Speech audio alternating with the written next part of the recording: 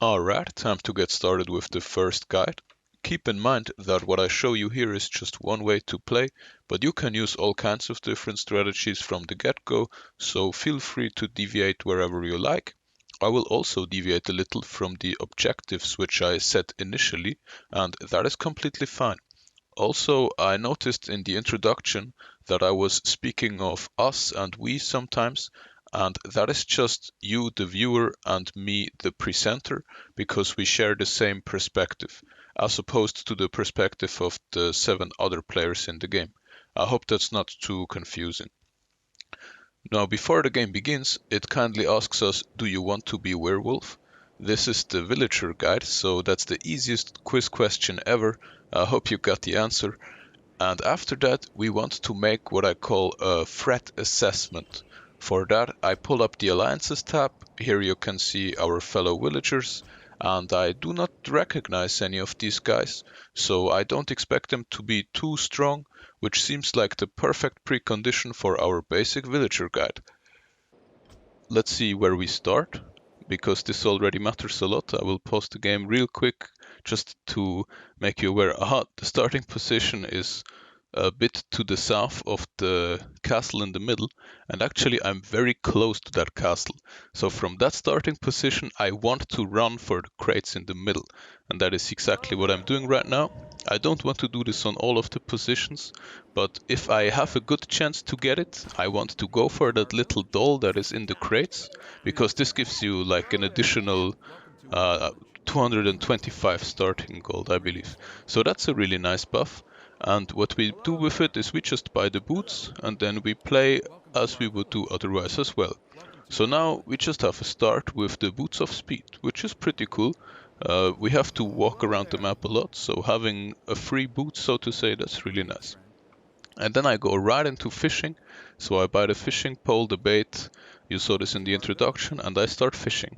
And I want to be fishing just a little bit so that I have enough gold to make some lumberjacks. Then I want to be building the first building, making some lumberjacks, and then I continue fishing. And while the tent is producing lumberjacks, I get up to 300 gold. Oh, what I see here, the place where I wanted to base is already taken. Some other guy has based there, so no problem. We just go to another place.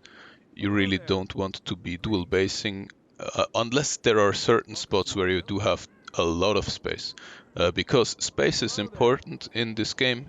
You need some to get your base going. You need the space, you need the how should I say this, the surface to plant your crops, and you want to be planting a lot, so you need a lot of space. And now what I'm looking for is a place to base where I can do the fishing. So I want to have a fishing hut nearby, as right here, so that I can refill on my baits without having to walk too much. At the same time, I want to have a lot of space, and I want to be able to seal off the base rather easily.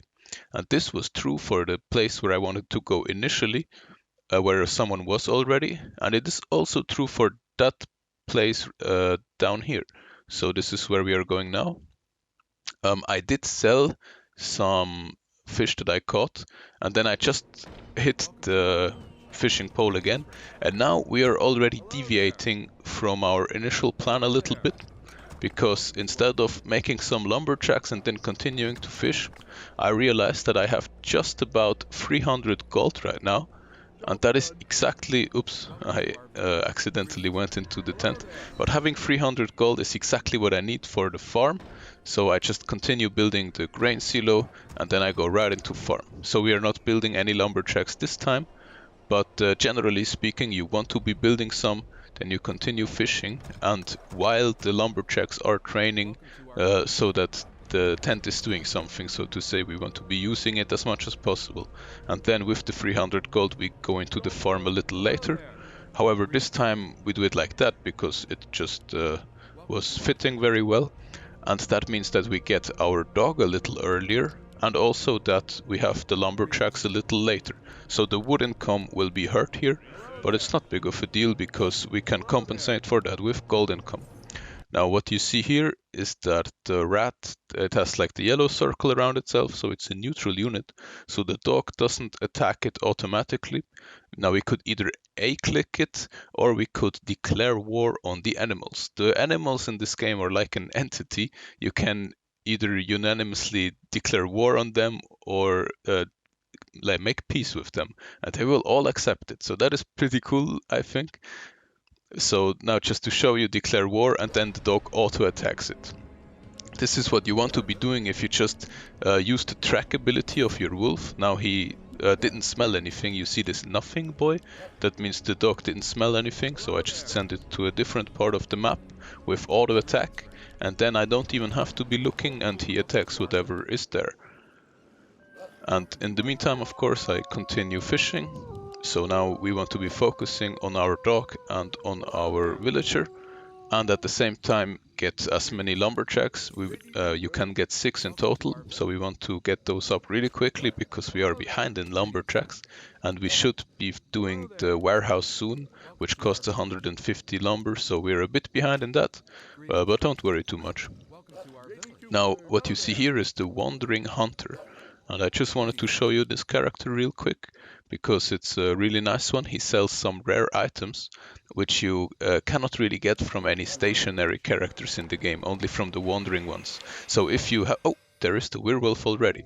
So that is a very early encounter with the werewolf. He must have transformed somewhere around here, and that is good for us to know. So I assume that werewolf space is somewhere here. And now I'm just trying to be playing with the werewolf a little bit. I'm just trying to sort of tease him a little. And now I just ate his corpse away. And around these tunnels here, maybe I can explain this as well. The game has like a tunnel system, as you see. And there is an entrance to it from the west side, which is more in the southwest actually. And this is the one I just used. And there is one in the east side, which is more in the northeast, one in the north, and one in the south of the map.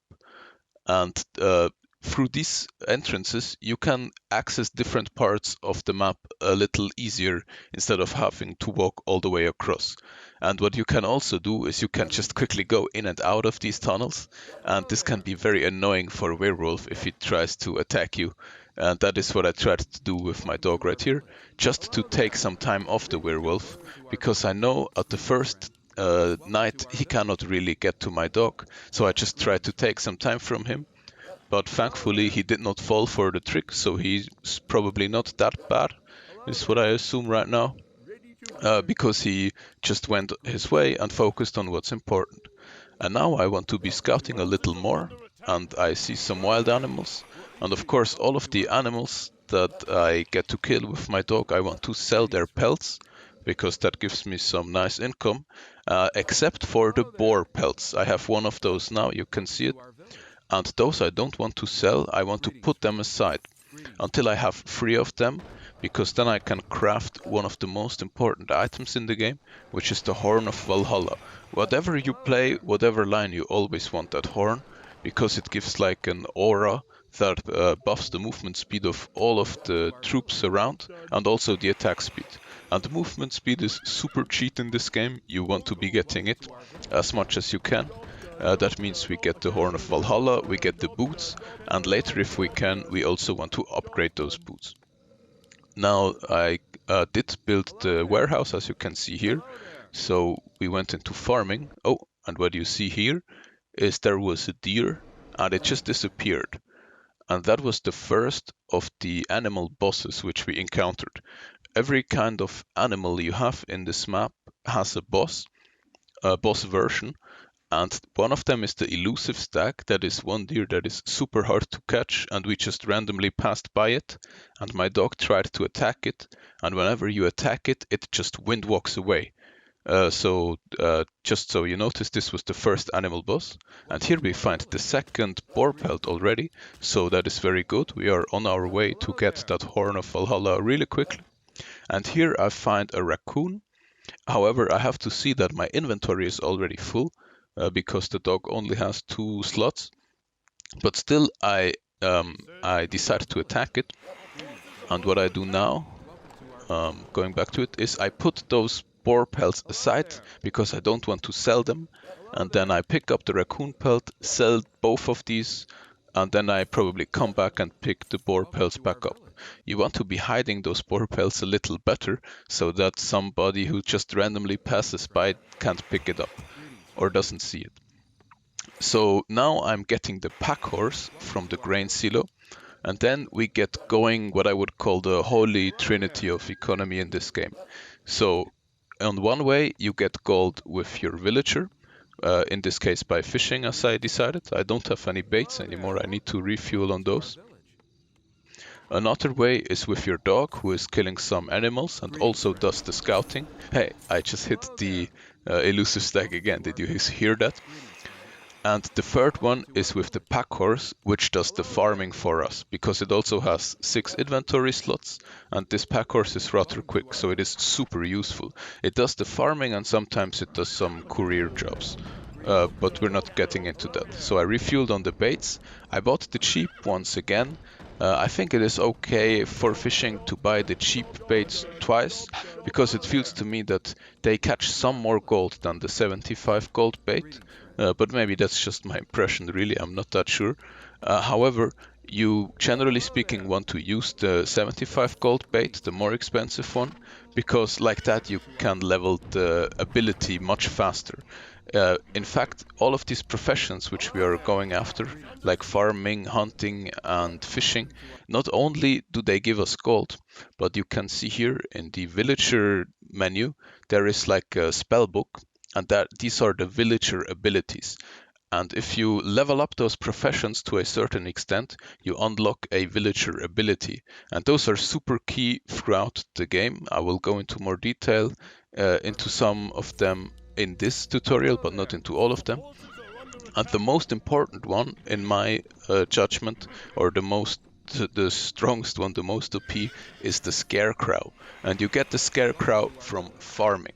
In fact, when you plant 130 seeds, that is when you unlock the Scarecrow, and then it gives you an insane amount of regeneration and armor to all of the troops around the Scarecrow, and all of your crops in its proximity, they grow a lot faster. So that Scarecrow is super strong, which is why we are rushing it in this guide. So that is why of the 3 characters which we are trying to focus at the same time, the pack horse, the dog, and the villager, the main focus should really be on the pack horse, which does the farming.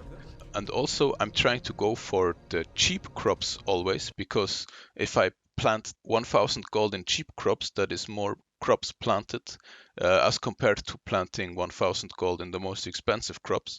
That means that I unlock the ability faster. However, this requires a lot of APM, so if this is a bit too hectic for you, don't worry and just buy the more expensive crops and plant them as well. You will get the Scarecrow ability eventually too, and your income will be basically the same, just less clicks. Now I have the aid of rain. The rain makes the crops go a little faster, grow a little faster. And also what you see now is I am starting to deviate a little bit. I am no longer only going for economy.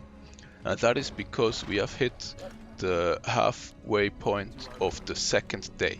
And this is when we want to start concerning ourselves with defense, because the first time when werewolf could become dangerous to us is at the beginning of the second night.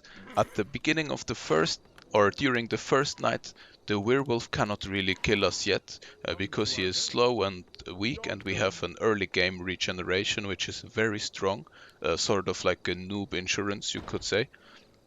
And only at the very end of the first night, when Werewolf had a very strong run, can he become a threat to you. But most of the time, in the first night, you don't have to worry about the Werewolf, only at the beginning of the second night. And that is why I'm starting to build defense now. And now here you have to pay attention to how I build my structures.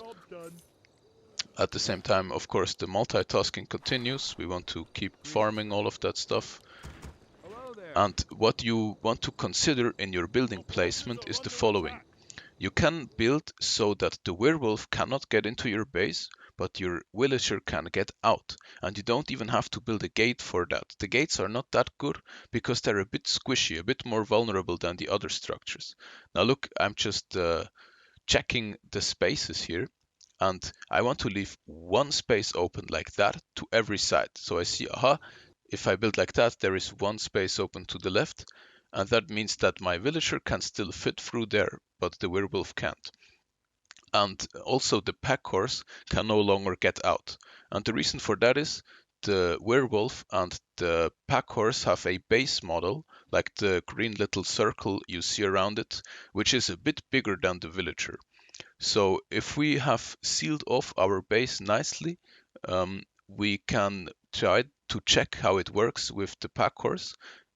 Now I'm just checking, do I need a fence? I'm not actually sure in the spot, or I wasn't before the guide. I always thought I need an additional fence, but now I realize that I probably don't need one. It looks like only building the war tower in this location is already enough. And to check that, I try to go out this way with the pack horse now, and it actually doesn't work. So that means our building placement is pretty tight.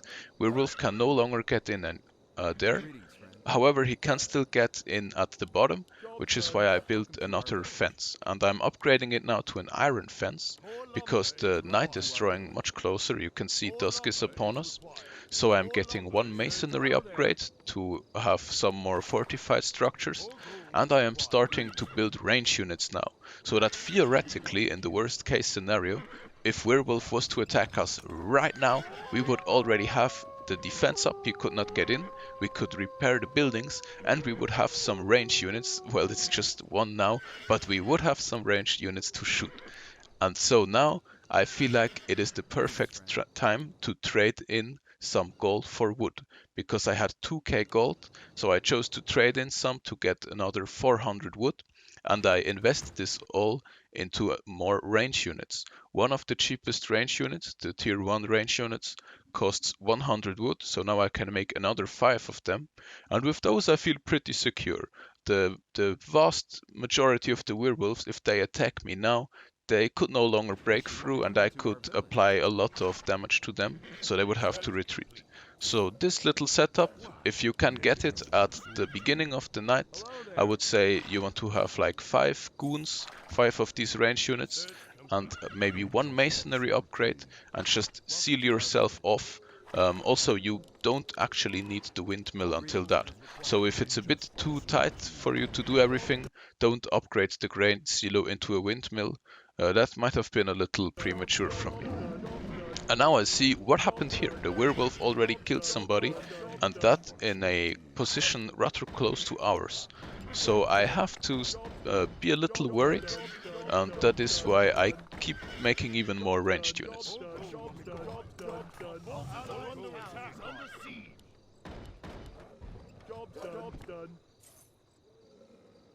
Hello there.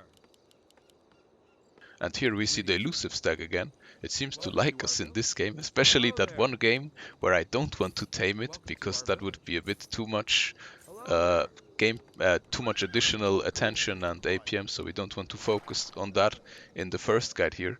But especially in this game, the stag literally walks after me, whereas in other games I just searched the entire map for it, because it doesn't have like a specific location. It's a bit on the run, it has its own will, so to say.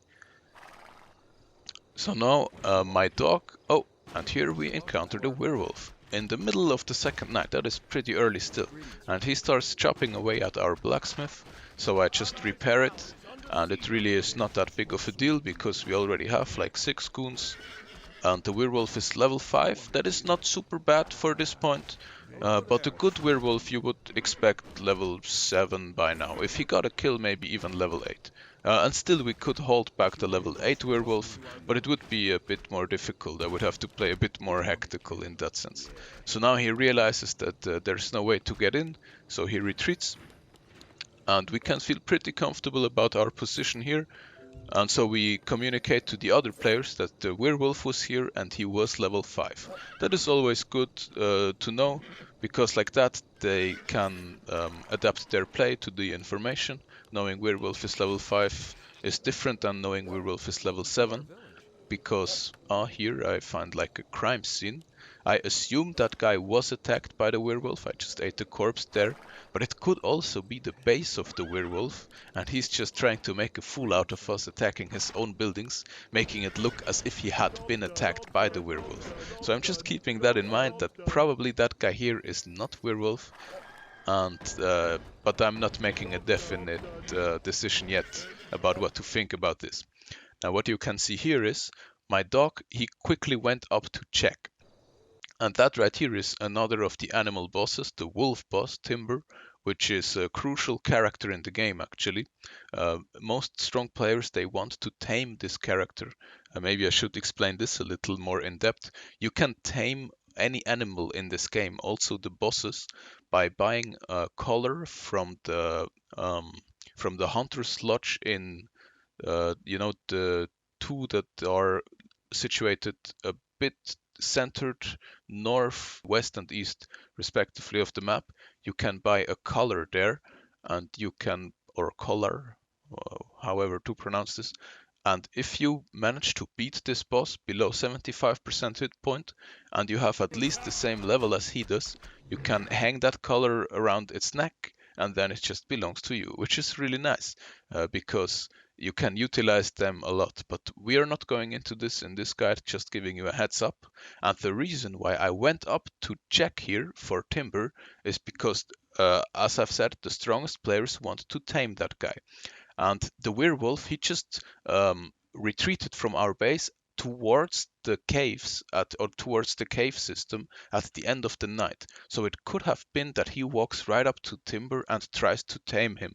And I do want to know if he does that, so I just came to check quickly. But no, he didn't, so we go back and we feel rather confident about ourselves and just keep farming. And as you can see, we have been pretty diligent. We already planted 114 of the necessary 130 crops, so soon there will be the Scarecrow ability. And now getting some more upgrades for the range units. In parallel to the economy now, you want to be improving your army continuously a little bit so that it always gets better and better. This is not true for all playing styles. Some prefer to ramp up their economy much quicker and try to stay under the radar.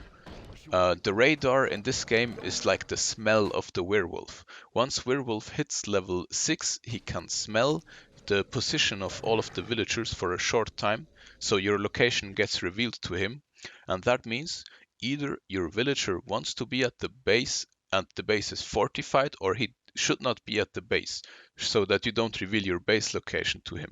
And those who do not want to army up so quickly, but rather rush more economy, they want to have their villager away from the base at night. What you see here is my army. I started sending it around the map because now it is day, so now it is our time to shine. The werewolf has to fear us now, not like before. So I just want to send my army around the map, roaming a little bit, so that they get a lot of kills. That gives them a veteran status. You might remember from the introduction video, the veteran status makes them a bit faster and increases their attack speed. However, I do not want to kill these wolves, because these wolves are what I need to upgrade my boots. And if I kill them with my army, they don't drop the pelt. They only drop the pelt if I kill them with the villager, with spears, or with the dog. So I just try to avoid them, attack something else, and kill the wolves with the dog. And we have actually found two wolves at the same time, and that is super useful, because two wolf pelts is exactly what we need. So we put them aside here as well.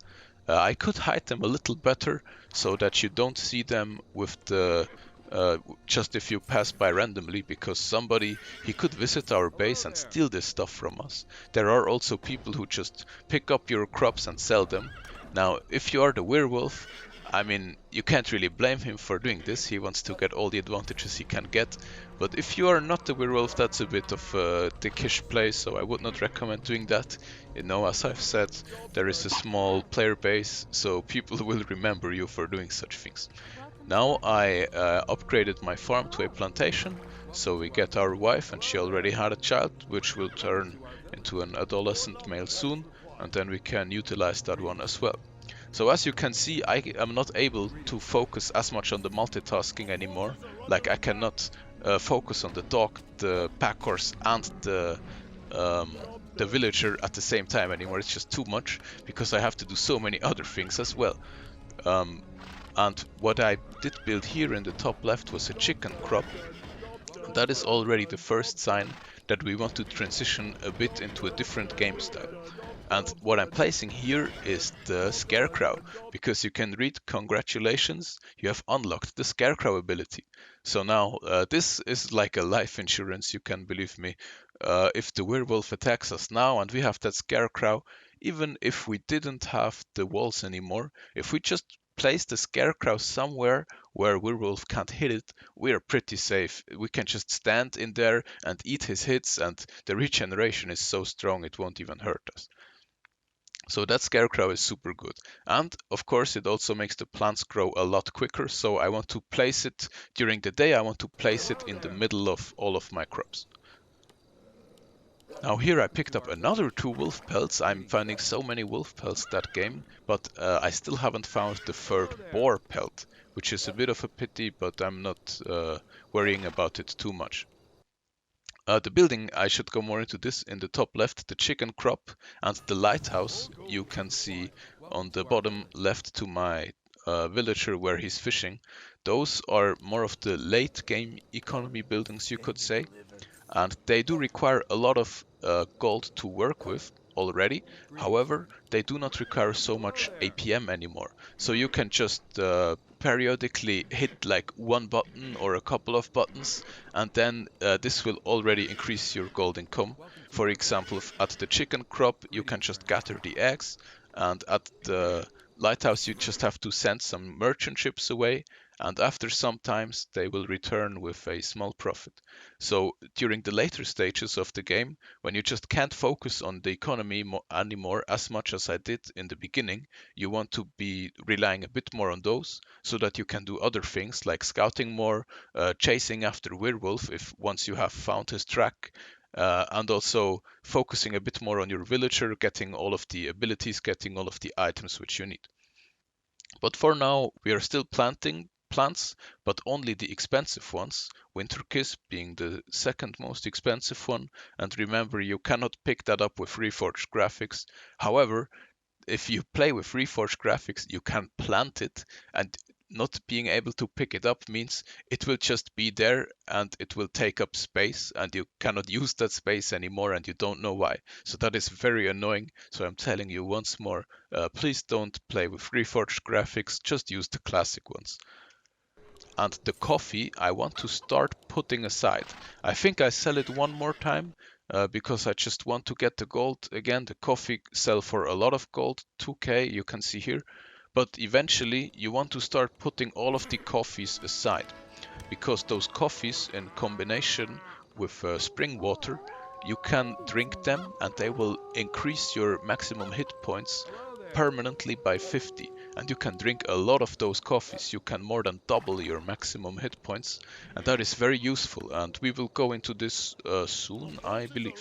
Now here my dog found the track of another animal boss, which is the prize boar, and of course the dog alone cannot fight this boar, so I have to retreat, otherwise I would lose my dog. And my dog has one item in the inventory here, which is the carving knife. I just bought that from the woodsman. I did not really go into detail, but this is what I need to craft the items from the pelts. So now that I have it, I will bring it back to my villager and then I start crafting.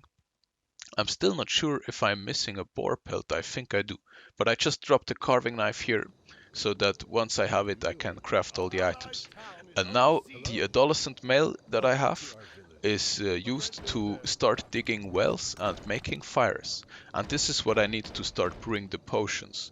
Uh, Now, we will not go that much into it in this tutorial. However, the potions are super cool. They have a lot of versatility. You can like pull an ace out of your sleeve, so to say, if you have the right potion at the right time. And you brew them with spring water most of the time, and with some of the crops that we planted. All of the crops have a bit of a different function.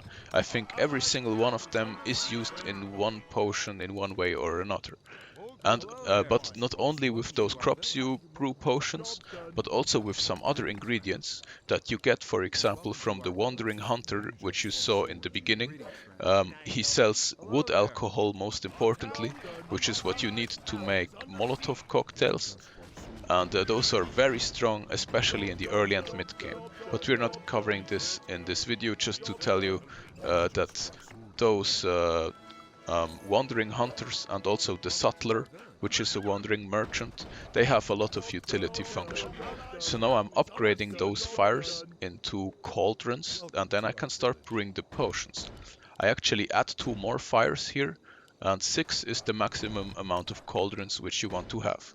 Sometimes if you're short on resources, you only want 3, sometimes as werewolf you only want 1, but I am going for 6 at this point, gathering eggs for the first time. A little bit of multitasking, so my wife just sold the eggs here. Job done. And now what I'm researching is iron rations, and for a second I queued up the improved masonry upgrades as well. However, I cancelled it because I realized it's the end of the night, so I don't really need it. At the end of the night, Werewolf is not gonna attack me anymore if he hadn't attacked me this night. I did get a signal from the bottom right side, which means that Werewolf was probably attacking there somewhere. Alright, we have finished the candleist brushes, and those are what I need to make Molotov Job cocktails done. in combination with the wood alcohol, so I put them aside because they are useful. The same thing goes for the elderflower. Those I can use Hello there. for an invulnerability Job potion done. together with the spring water. And also the coffee I want to be putting aside. Remember how Search they console. make they increase our maximum hit points. Job done. Job done. Job done. Job done. And the Job elusive done. stag is still chilling in Job my done. base. I can't Job believe it. done. Job done. And Job now done. finally I had found the third boar pelt. So now at day 4, I believe it is, I can finally think about making all of the items that I needed. Usually you want to have the Horn Job of done. Valhalla by night 2, or by night 1 or something, or by day 2. And now I have it at day 4. But you know, not every game is the same. Sometimes you find certain things and sometimes you don't. For example, I was literally bombarded with wolf pelts in this game, but I just didn't find the third boar pelt. Sometimes it's the other way Our around. town is under siege. Also, I spread a Job lot of done. fires. I did not really explain this, but my adolescent male was used not only to build fires to brew Drink. potions, but also Drink. to build Hello there. fires to upgrade them Drink. into light posts. You can see 2 of them here. And those are Our also very town is useful, under but siege. actually I would only need them at night. But now that I thought about it, I just did it. And what those do Job is if done. Werewolf goes into Prowl, that is the ability from Werewolf to make him invisible. It's like the Windwalk from the Blade Master. If Werewolf uses that ability, you can still see him if you have a light post nearby. Hello there. So at our base we want to have those. Now I'm putting those things aside that I use Hello to there. fish, and I go into crafting my items Our because our town nice is little under dog siege. has collected all of the necessary pelts for us. And here you can see how I spread the fires with the adolescent males. I want to Research be complete. having one fire close to the tunnel so that I know when something comes out of the tunnel, and maybe one fire that is a bit closer to the shop in the middle, because that is also crucial. So here I make the fast boots and the Horn of Valhalla, so now the base movement speed of our villager Hello has there. increased by a lot. We can literally run away from the werewolf now. If he had skilled wrong, if he had not skilled his own speed ability, we could run away from him now without even having to use Adrenaline Rush. And also, we have leveled up a lot. We're already level 20, you can see. We could theoretically already be level 25 if we just called all of our sheep and pigs that we have Job banked done. up here, but we're not really doing that because there's no need to Hello do there. so. Only if we would be under a lot of pressure, if we were threatened to die any moment, we would now want to immediately level up to 25, because then you get a plus 15 bonus on all of your stats, so a little more health. Now that I have the Scarecrow and I have my economy set up really well, I want to be thinking Our about fortress is under making attack. my army. We are at the middle of the 4th day right now, and as a rule of thumb, I would say you can like set a benchmark to yourself, see if you can reach it. Try to have the Scarecrow ready at like the end of the third day. That would be good to start with. Later on, you can even try to have it at the beginning of the third day, and try to have your army ready at the middle of the fourth day, I would say, or a little later than that. Now is when I really start to bank up a lot of gold. My income has ramped up significantly because I have just so many means to get gold. I can collect the eggs here, I get some gold from the ships that return, so many sheep and pigs, and also the dog brings some pelts every now and then. But at this point, we really don't want to be farming pelts with our dog anymore because that is just not so lucrative like the other stuff. So we don't want to focus our attentional resources on that. What you can see here is I quickly ran up to the beer boss, which is Oberon. He's chilling in his cave. Um, and the reason for that, I just let him hit my dog once or twice accidentally, as I can see here, so that my dog has not full HP anymore. Because you can only feed on corpses. I saw a corpse here and I wanted to eat it, and you can only do that if the dog is hurt a little. So I just took a hit so that I can eat the corpse and now move on. The fourth night starts, I believe. And now we are starting to feel really strong, which is why I have started to upgrade the tier of my range units, and I am further upgrading it. And I have 13k gold and only 100 wood, and those range units, they cost only wood. So I'm trading in a lot of my gold into wood now, and then I can finish my army, finalize my army. And generally speaking, you want to always ramp up on your tier 1 units first. You want to get a lot of them, like 12 at least, or 18 as I got now, and then you want to increase their tier. Because when you do it the other way around, every single unit of a higher tier costs more than one of a lower tier. If you spend 1000 wood, you get 10 of the first tier units for that. However, you would only get 5 of the highest tier units for that. And once you upgrade your tier, all of the units upgrade immediately. So you want to be building a lot of units first and then upgrade them. Now I'm trading in a lot of wood, and also as you can see, I put in the upgrade for the tier, and then still you would like to queue up more of the range units, as many as you can, because while the upgrade for the tier is still researching, if you queue up other units, you still have to pay the old price, so the cheaper price. So you want to do that as well. Now I have 6 coffee, time to put them aside. I did not really get to brew yet, but maybe we will get into this in just about a minute, because now we are reaching the final level. And really, we're starting to become super strong, so at this point I'm growing impatient. I don't want to just be sitting in my base anymore. Now I want to actually carry the fight to the werewolf. The only problem is we don't have the necessary ability for that yet. Like, werewolf cannot kill us, we're so strong. Oh, and also another crucial thing that I missed is I never got the armor. Armor you really want to get on any role and on any position because it gives you a lot of survivability. However, I was just too busy making economy and ramping up my army, so that I never went over to the mines with my villager. I should have done that. So that is one crucial mistake. You want to be having armor if you go fishing, let's say at day 3. This is when you want to get it. And also I caught now number 5 of 12 from the squid, which I need to get the fishnet ability. At night you get the fishnet ability from catching squid.